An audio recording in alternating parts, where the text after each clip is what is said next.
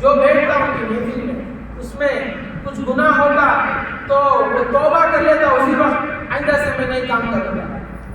آج بھی کئی علماء، کئی امام لوگ بیانہ کرتے، نصیحت کرتے، سب یہ کام سے لیتے، کام چھوڑ دیتے، کیونکہ آج کل کے علماء یہاں سے بولتے، جو اللہ والے ہیں میں ان کی بات نہیں کرتا، بعض لوگ یہاں سے بولتے جو عمل کرتے ہوئے بولتے ہیں، جو بولنا جیسا ویسا چلن بھی رہنا۔ صرف ایک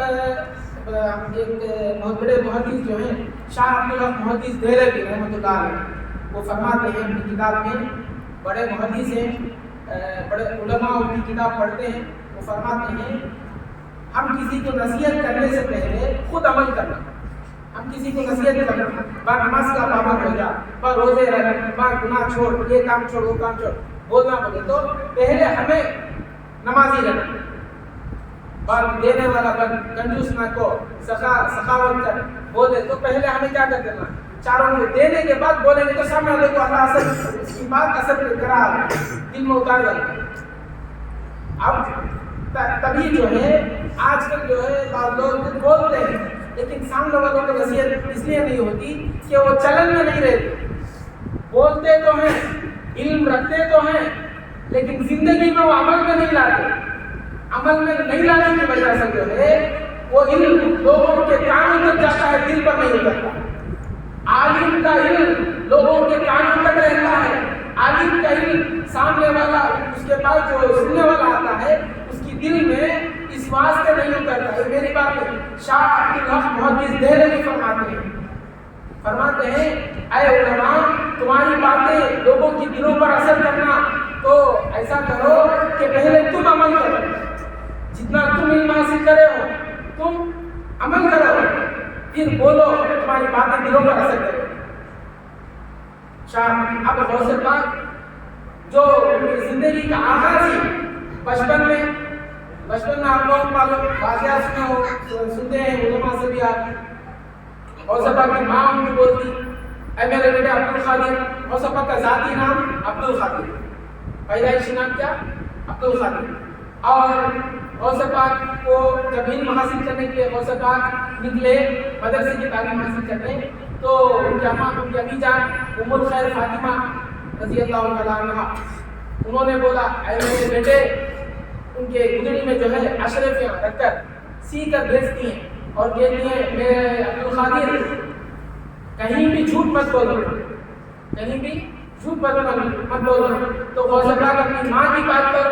کتنا عمل کرے، آپ کو معلوم کہ ان کا سفر شروع ہوا غوث پاک کا،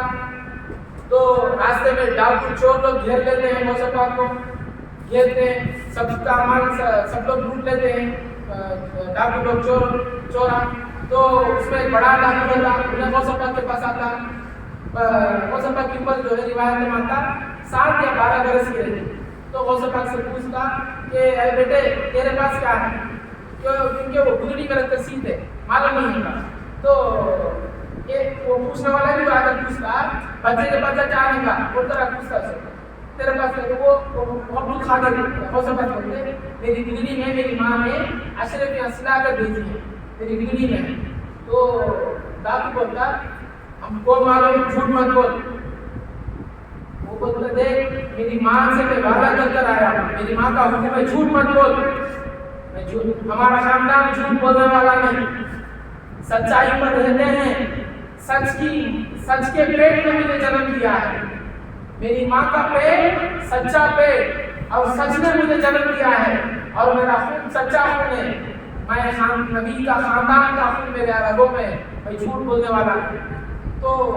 بڑا ڈاکو کو جا کر وہ بولتا، یہ چھوٹا بچہ یہ بولتا کہ اس کی گدڑی میں جو ہے اشرفیاں ہے، تو بڑا ڈاکو کا بیٹا صحیح بول ہاں ہے، تو وہ لباس غوث پاک کا ہٹا کر دیکھتے ہیں تو اسی طرح اشرفیاں رہتے ہیں۔ تو ڈاکو بولتا بیٹے اگر تم نہیں ہے بولتا تو ہمیں تجھے چھوڑ ڈالتے، پھر تو جو ہے میری ماں نے تو سلا کر بھیجی ہے، یہ سب تو جو بولا کیا وجہ ہے؟ تو غوث پاک بولے مجھے تم لوگوں کا ڈر نہیں، تم مال لوٹ لو کچھ بھی کرو مجھے اس کا ڈر نہیں، لیکن میں نے جو میری ماں سے وعدہ کیا تھا کہ جھوٹ مت بول عبد القادر، تو میں جو ہے میری ماں کی بات کو نہیں ڈالوں گا، اس لیے مانگ لیا بھی جائے